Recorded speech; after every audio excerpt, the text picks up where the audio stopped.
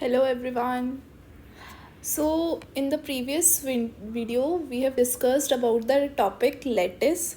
Now we will discuss the previous year questions or the important questions related to lattice. Right? So the first question is, if the lattice is represented by a Hashi diagram given below, find all complements of.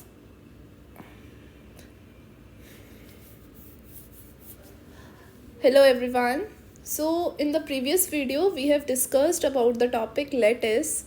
Now we will discuss some important questions or the previous year. These are all previous year questions from AKTU exam. Let's discuss.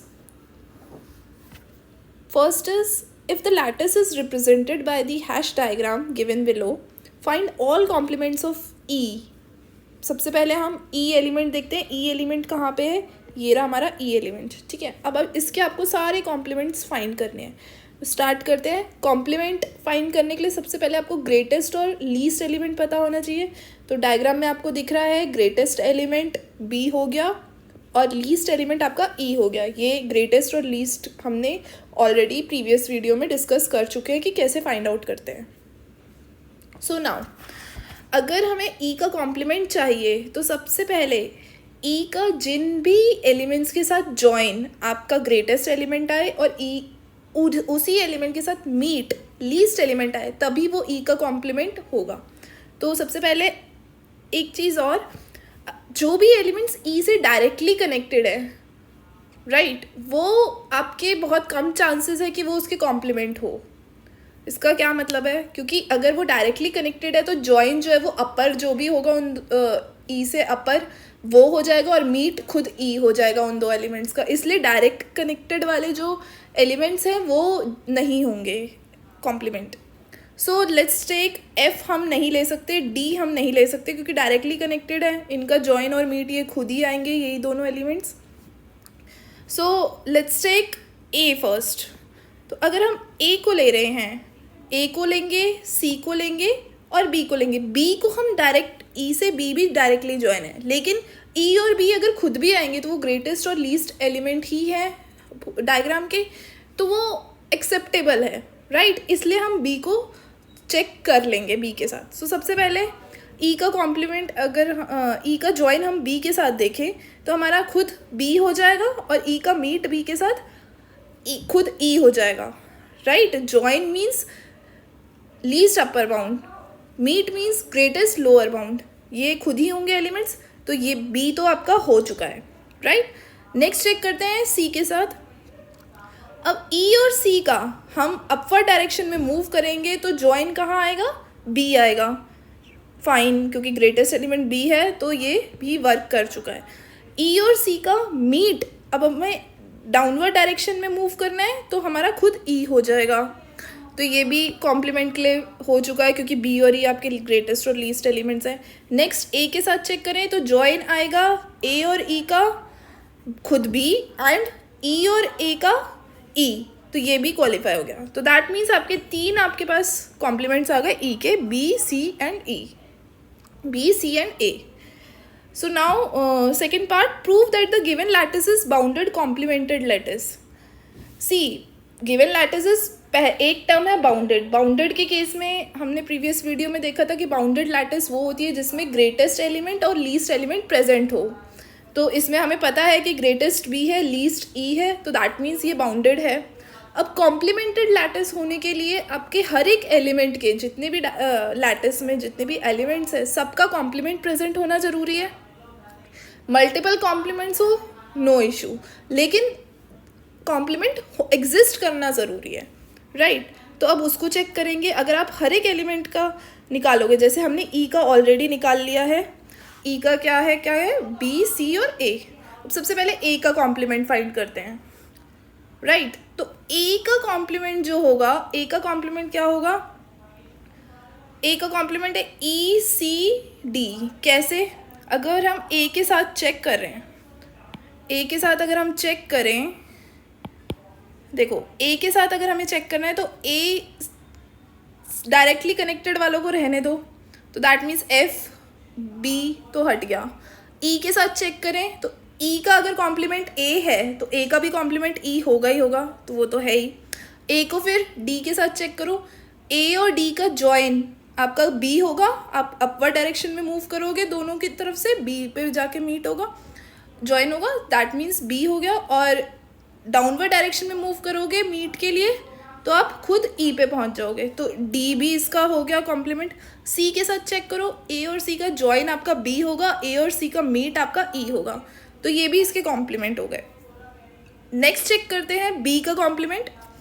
B के complement में हमें पता है एक, क्योंकि E B जो है वो ई का कॉम्प्लीमेंट है, तो ई भी बी का कॉम्प्लीमेंट होगा, सबसे पहले तो वही हो गया।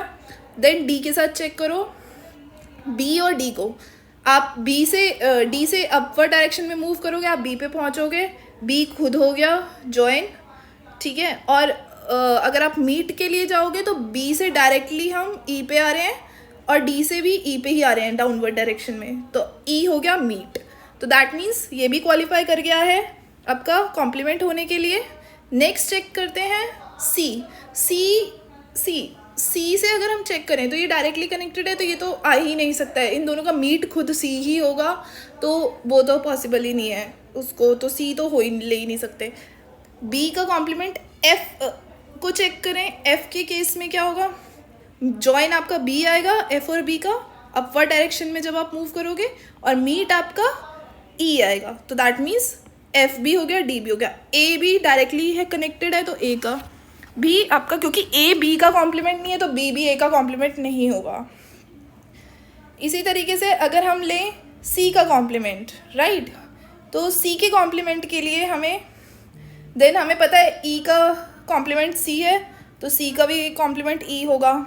देन ए का कॉम्प्लीमेंट सी है, तो सी का कॉम्प्लीमेंट ए खुद भी होगा, और सी के साथ इनडायरेक्टली कौन कनेक्टेड है, एफ कनेक्टेड है, एफ के साथ चेक करेंगे, एफ और सी का जॉइन आपका बी आएगा, मीट आपका ई आएगा, तो एफ भी हो गया।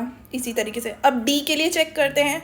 डी के लिए अगर हम चेक करें तो ई और सी तो हो ही नहीं सकते, डी किसका जॉइन है, डी किसका कॉम्प्लीमेंट है, ए का, तो एक तो पहले ए हो गया खुद, राइट। नेक्स्ट ए के साथ चेक कर लिया, एफ के साथ और चेक करते हैं, डी और एफ का जॉइन जो होगा वो बी होगा, डी और एफ का मीट जो होगा वो ई होगा, तो दैट मीन्स ये भी क्वालिफाई कर गया, तो इसके भी 2 कॉम्प्लीमेंट्स हो गए। ई के कॉम्प्लीमेंट्स हमने ऑलरेडी फाइंड कर लिए हैं। एफ के कॉम्प्लीमेंट कौन कौन से होंगे, जो जिनका भी कॉम्प्लीमेंट एफ है उन एफ के वही कॉम्प्लीमेंट्स होंगे, बी सी एंड डी। तो yes, the given lattice is complemented lattice, क्योंकि हर एक एलिमेंट का एक कॉम्प्लीमेंट एग्जिस्ट कर रहा है। Moving on to the next question, define lattice. ये ऑलरेडी हम डिस्कस कर चुके हैं। लैटिस एक टाइप के पोसेट होता है जिसमें ग्रेटेस्ट लोअर बाउंड और लीस्ट अपर बाउंड हर 2 पेयर के लिए, हर एक पेयर के लिए लैटिस के सारे एलिमेंट्स के लिए वो एग्जिस्ट करे, तभी वो लैटिस होगा।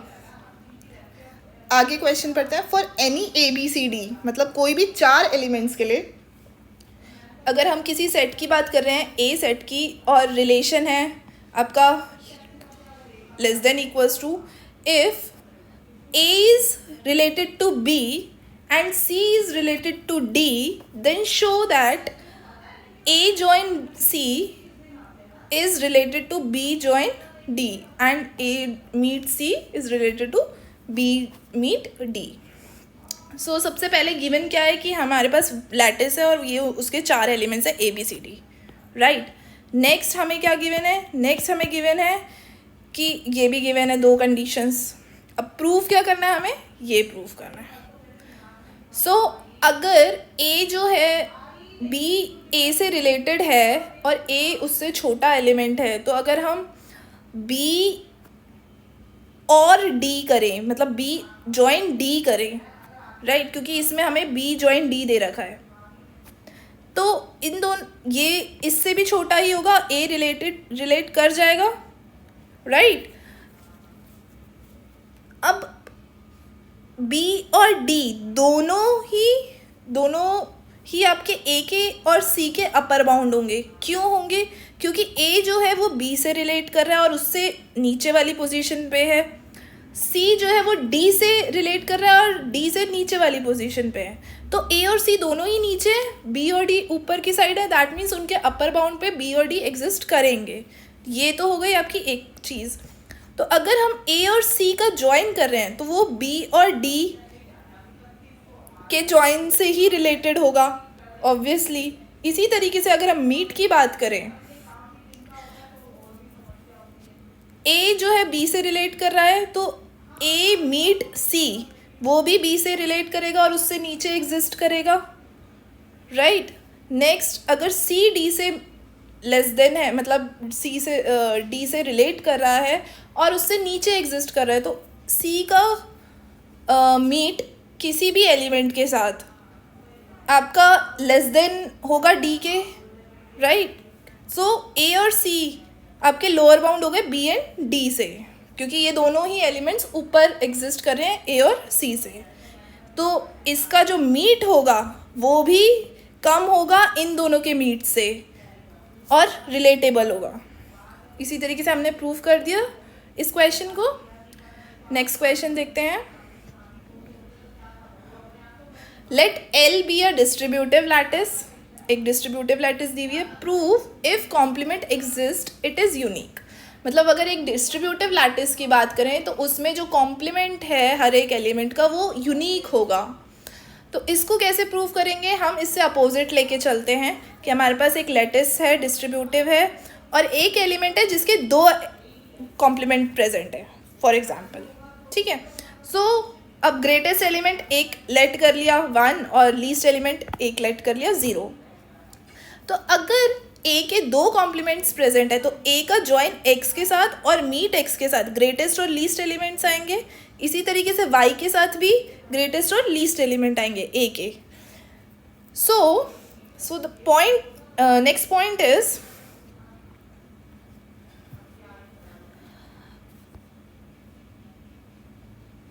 एक्स का ज्वाइन लीस्ट एलिमेंट के साथ, ये लीस्ट एलिमेंट रिप्रेजेंट कर रहा है। एक्स का ज्वाइन जो हमने एक कॉम्प्लीमेंट लिया था उसका अगर ज्वाइन मैं लीस्ट एलिमेंट के साथ करूं तो कौन सा मतलब हमारा रिजल्ट क्या आएगा वो देखते हैं। सी, इसको इसी चीज़ को हम 0 को रिप्लेस कर सकते हैं ए अपनी इस वाली कंडीशन से जहाँ पे हमने ये अभी प्रूव करा है, हमने उससे रिप्लेस कर दिया, हमने डिस्ट्रीब्यूटिव प्रॉपर्टी लगा दी नेक्स्ट। और x का ज्वाइन a के साथ हमने अभी देखा कि 1 आएगा, राइट। और उसके बाद सेम इसको सॉल्व किया, 1 का मीट किसी भी एलिमेंट के साथ वो खुद एलिमेंट ही आएगा। एक तो प्रूव ये हो गया। नेक्स्ट अगर हम देखें y का ज्वाइन लीस्ट एलिमेंट के साथ क्या आता है, मतलब दूसरे कॉम्प्लीमेंट जो हमने लिया है उसका ज्वाइन लीस्ट एलिमेंट के साथ क्या आएगा।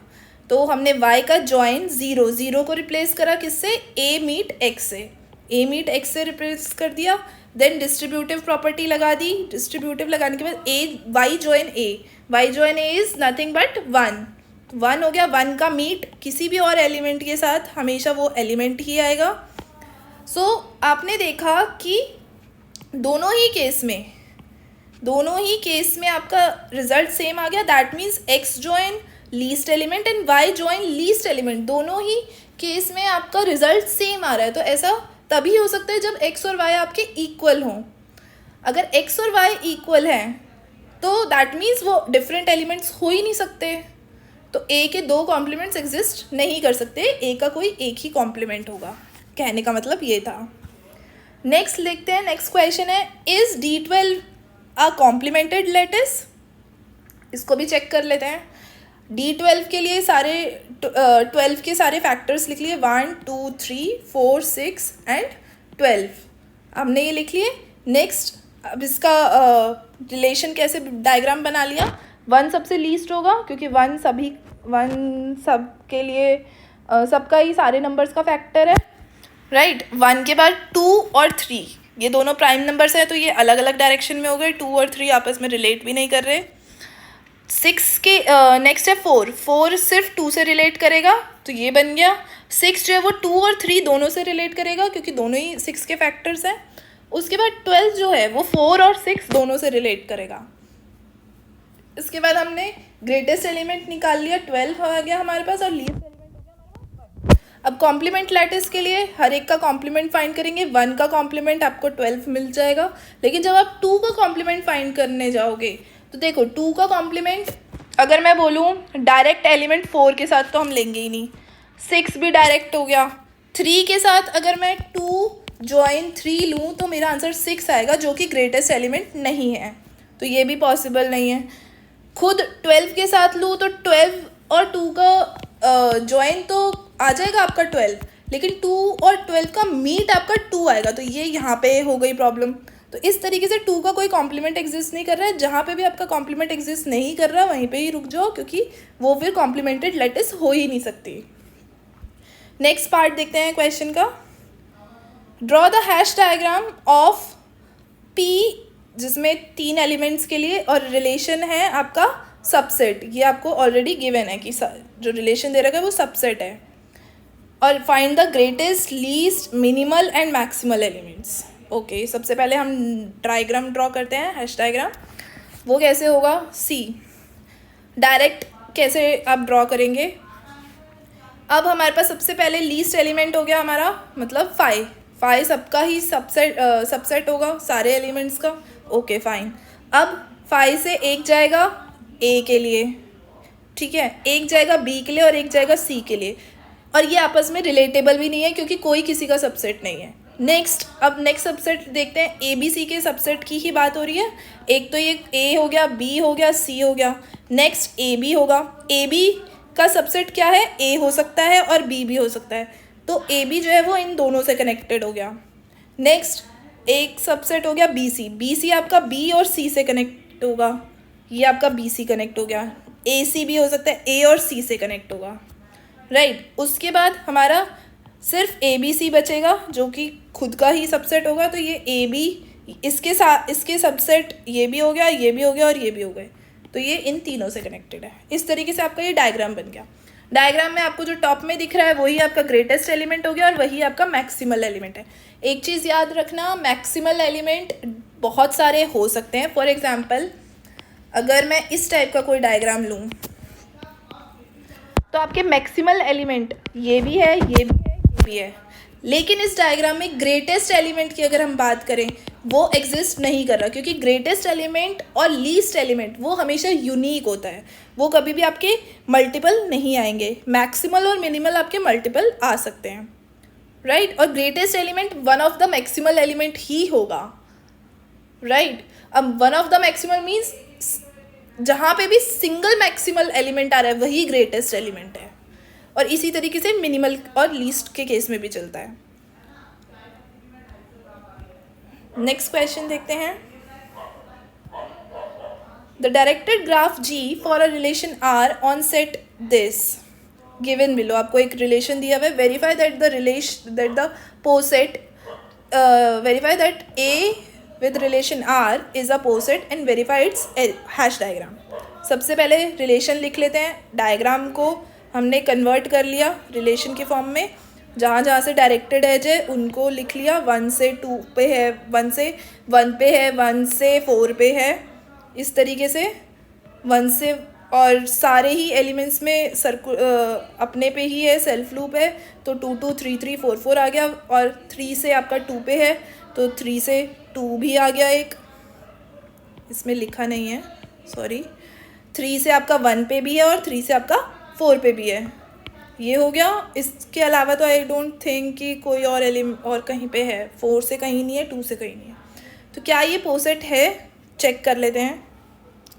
रिफ्लेक्सिव होना चाहिए सबसे पहले, तो चारों एलिमेंट्स के आइडेंटिटी वो प्रेजेंट है। ये आपका जो रिफ्लेक्सिव के केस में होता है बिलोंग्स टू आर, यस, तो ये रिफ्लेक्सिव है। एंटी सिमेट्रिक के लिए आपके ये तो होने चाहिए प्रेजेंट, लेकिन अब अगर आपका 1 4 है तो 4 1 नहीं है प्रेजेंट, ओके फाइन। 3 4 है तो 4 3 नहीं है प्रेजेंट, ये भी फाइन है। 3 1 है, 1 3 नहीं है प्रेजेंट, ये भी फाइन है। और जो 3 2 है वो उस केस में आपका 2 3 नहीं है प्रेजेंट, तो ये भी राइट है। नेक्स्ट देखते हैं ट्रांजिटिव के लिए। ट्रांजिटिव के लिए क्या होता है, अगर आपका 1 1 है प्रेजेंट और 1 4 है तो 1 और 4 ये भी प्रेजेंट होना चाहिए। ओके फाइन, ये प्रेजेंट है ऑलरेडी, दिख रहा है हमें। 3 और 3 है तो 3 होना चाहिए। 3 और 3 है तो 3 होना चाहिए। 3 और 3 है, सॉरी 2 है, सॉरी इसको इस तरीके से 2 एंड 2 है तो 2 प्रेजेंट होना चाहिए, वो भी प्रेजेंट है। हमारे पास जो डायग्राम में है वो 3 है, नॉट ओके। सो इसको लिखेंगे इस तरीके से 3 और अगर 3 है तो 3 भी प्रेजेंट होना चाहिए, वो ऑलरेडी प्रेजेंट है। तो yes, it is a poset. Next इसका डायग्राम, हैश डायग्राम अगर हम बनाएं तो सी कैसे बनेगा इसका हैश डायग्राम। आपके पास रिलेशन है, फाइन।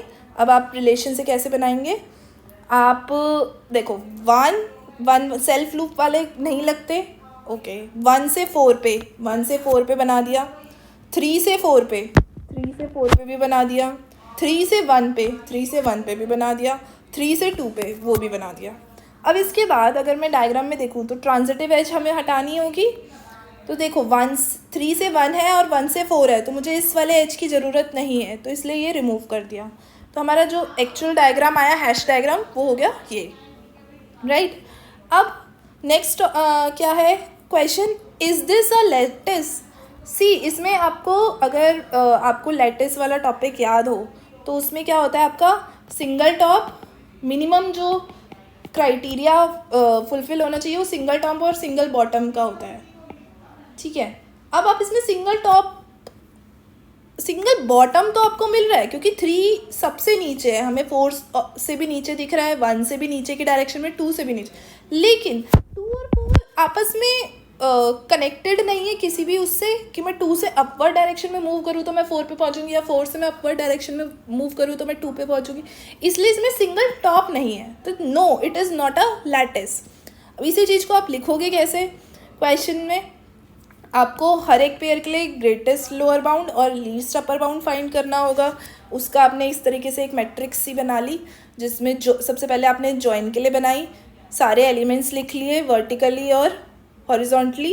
1 का मीट हमेशा खुद होगा, 1 और 2 का 1 और 1 का जॉइन 1 होगा।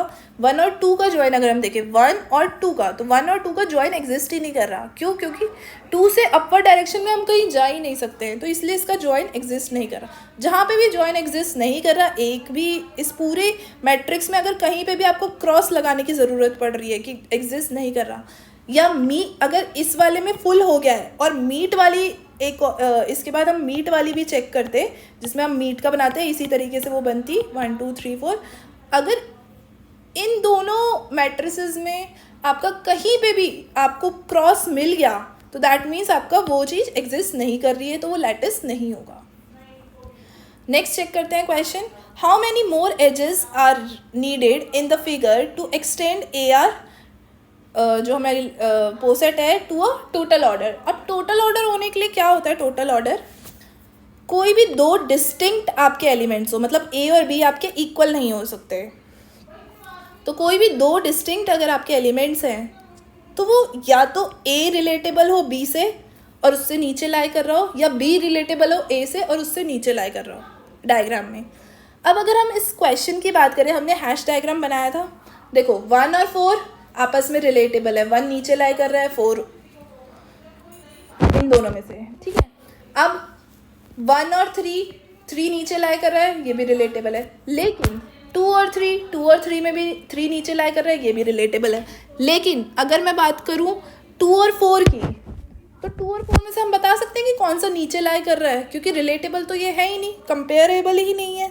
तो इस केस में आपका ये टोटल ऑर्डर अभी नहीं है। कब ये टोटल ऑर्डर हो जाएगा, जब यहाँ पे एक एज हो जाएगी। अगर ये एज होगी तो हम बोल सकते थे कि ये टोटल ऑर्डर है। तो इसको टोटल ऑर्डर बनाने के लिए हमें कितनी एज की ज़रूरत है, जो क्वेश्चन में पूछा गया, how many more edges, that means 1 edge, इसका आंसर हो गया। नेक्स्ट देखते हैं, what are the maximal and minimal element. Maximal element आपको दिख रहा है, अभी ये एज नहीं है, ठीक है। मैक्सिमल कौन से हो गए, 4 हो गया और 2 हो गया, राइट, क्योंकि दोनों ही में से नहीं पता हमें कि कौन सा अबव मतलब बड़ा है, तो दोनों ही आपके मैक्सिमल हो गए। मिनिमल के केस में आपका सिर्फ 3 हो गया। आई गेस सबको ये क्वेश्चन क्लियर हो गया होगा। नेक्स्ट क्वेश्चन देखते हैं। ओके, नेक्स्ट क्वेश्चन जो है वो एक आपकी प्रूफ के लिए है। Prove that every finite subset of a lattice has an least upper bound and greatest lower bound. मतलब एक लैटिस के जो भी एलिमेंट्स हैं उनका अगर हम सबसेट भी बना लें तो वो भी एक लैटिस ही होगी। मतलब उसका कहने का मतलब है उसका भी लीस्ट अपर बाउंड और ग्रेटेस्ट लोअर बाउंड एग्जिस्ट करेगा हर 2 एलिमेंट्स के पेयर के लिए। तो इस क्वेश्चन को हम किस तरीके से प्रूफ करेंगे? प्रूफ बाय इंडक्शन, जो आपने PMI में पढ़ा होगा। तो सबसे पहले हम PN लेट कर लेते हैं कि अ सबसेट विथ जिसमें n एलिमेंट्स लिए हमने एक पर्टिकुलर लैटिस के, और उसका ग्रेटेस्ट लोअर बाउंड और लीस्ट अपर बाउंड है, ये हमने लेट कर लिया है, ऑलरेडी एग्जिस्ट कर रहा है। ठीक है, अब फर्स्ट स्टेप क्या होता है? n की वैल्यू हम 1 रख के देखते हैं। अब अगर सिंगल एलिमेंट है तो वही ग्रेटेस्ट लोअर बाउंड होगा, वही लीस्ट अपर बाउंड होगा। तो ये तो ट्रू हो गया P1 के लिए, दैट मीन्स वो एग्जिस्ट कर रहे हैं GLB और LUB।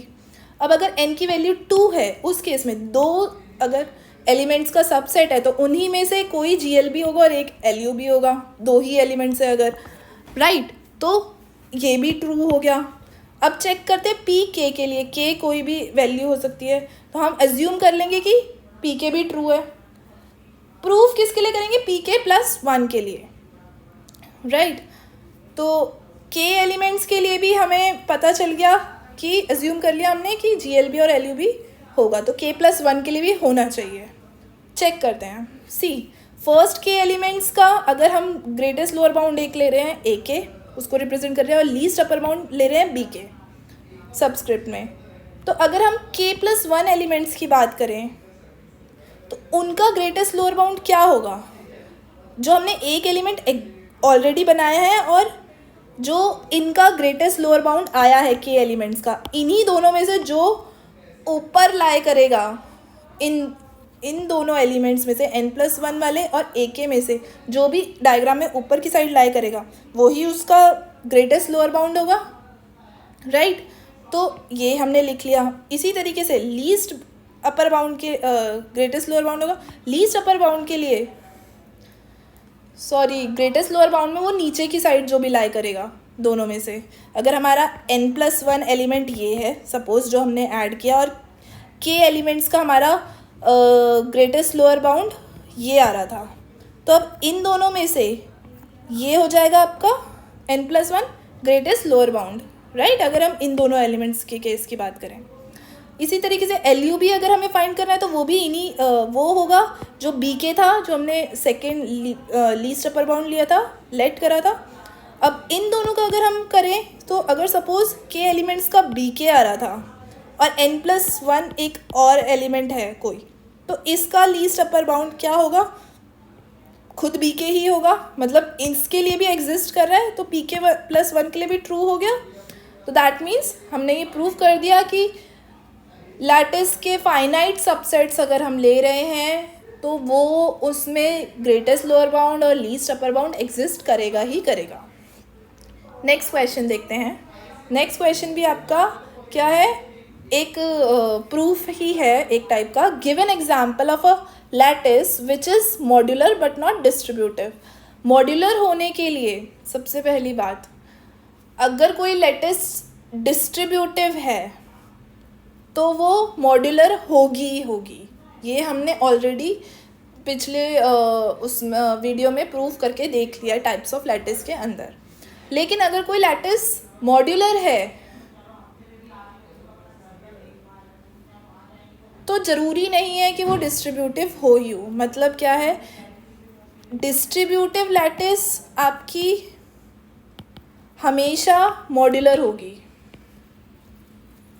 लेकिन कोई लैटिस अगर मॉड्यूलर है तो इसका कन्वर्स ट्रू नहीं होता, वो डिस्ट्रीब्यूटिव हो भी सकती है, नहीं भी हो सकती। इस चीज़ को हम कैसे लेंगे, प्रूफ कैसे करेंगे? सी ये एक डायमंड लैटिस है जो एग्जाम्पल बना रखा है, ये वाला, ये एक डायमंड लैटिस है, इसको डायमंड लैटिस बोलते हैं। तो ये एक ऐसा एग्जाम्पल है, इसको चेक करते हैं कि क्या ये मॉड्यूलर है, जिसमें हमने 0 और 1 आपके ग्रेटेस्ट और लीस्ट एलिमेंट लेट कर लिए हैं और बाकी आपके ABC कोई भी एलिमेंट हो सकते हैं, राइट।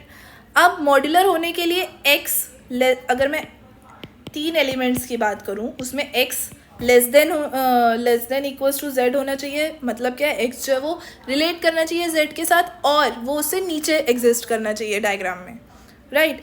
तो अब पहला केस लेते हैं, ये हमारा पहला केस हो गया जब x जो है वो आपका लीस्ट एलिमेंट है, तो ऑब्वियसली वो z से नीचे ही लाई करेगा। दैट मीन्स ये वाली कंडीशन ट्रू हो रही है। अब इस केस में मॉड्यूलर लैटिस की जो प्रॉपर्टी होती है x join y meet z, उसको प्रूव करके देखते हैं क्या ये दोनों हमारी जो मॉड्यूलर लैटिस की है प्रॉपर्टी वो सेटिस्फाई हो रही है। x की जगह आप 0 रख लो। 0 का जॉइन किसी भी एलिमेंट के साथ लोगे वो खुद ही आएंगे एलिमेंट, क्योंकि 0 आपका लीस्ट एलिमेंट है, ओके। इसी तरीके से 0 का जॉइन y के साथ लोगे तो आपका y ही आएगा मीट z, तो ये आपका इक्वल आ गया। दैट मीन्स ये लीस्ट एलिमेंट अगर हम x ले रहे हैं तो उसके लिए ये प्रूव हो गया। अब x अगर हम z के इक्वल ले रहे हैं, इक्वल का भी एक केस हो सकता है ना जहाँ पे x और z इक्वल हो सपोज, उस केस में प्रूव करके देख लो। तो x की जगह पे आप z रिप्लेस कर दो, z ये आपका क्या हो गया, एब्जॉर्प्शन लॉ हो गया, तो इसका आंसर z आएगा। इसी तरीके से आपने नेक्स्ट उसमें भी x की जगह पे z रख दिया और फिर दोबारा से आपका एब्जॉर्प्शन लॉ लग गया, तो उस केस में भी आपका दोनों इक्वल आ रहे हैं। दैट मीन्स यहाँ पे भी ये सेटिस्फाई कर जाएगा। अब एक और केस है जब आपका x लेस देन z है, मतलब क्या है, x लीस्ट एलिमेंट भी नहीं है और आपका z से अगर वो छोटा है, तो दैट मीन्स z आपका, अगर हम देखो x जो है वो लीस्ट एलिमेंट तो नहीं है और क्योंकि x से बड़ा है z, तो क्या हो सकता है, 1 ही बचा है z के लिए, तो z तो हमारा 1 हो गया। और x जो है वो अब हमारे तीनों एलिमेंट में से कोई भी हो सकता है, a b और c। चेक कर लेते हैं, z की जगह आप 1 रिप्लेस कर दो, फिर दोबारा से मॉड्यूलर लैटिस का लगाओगे, आपका आंसर आ जाएगा, वो भी इक्वल आएगा। तो येस इट इज़ मॉड्यूलर। क्या ये डिस्ट्रीब्यूटिव है? डिस्ट्रीब्यूटिव के लिए आपको क्या प्रॉपर्टी फॉलो करनी होती है, हर 3 एलिमेंट्स के लिए डिस्ट्रीब्यूटिव प्रॉपर्टी। चेक कर लेते हैं ए बी और सी के लिए। ए बी और सी के लिए चेक करेंगे तो देखो, अगर आप चेक कर रहे हो तो बी और सी का मीट जब आप लोगे, बी और सी का जब आप मीट लोगे तो वो क्या आएगा, 0, और ए का जॉइन 0 के साथ खुद ए होगा, लीस्ट एलिमेंट के साथ ए आएगा। इसी तरीके से बी ए और सी का जॉइन अगर हम लें तो ए और सी का जॉइन हमेशा 1 होगा और ए और बी का भी जॉइन 1 होगा ऊपर की साइड मूव करके, और 1 और 1 का मीट आपका 1 आएगा। तो no, it is not a distributive lattice. इसी तरीके से आपके क्वेश्चन सॉल्व होते हैं। आई गेस आपको क्वेश्चंस क्लियर हो गए हों। Thank you.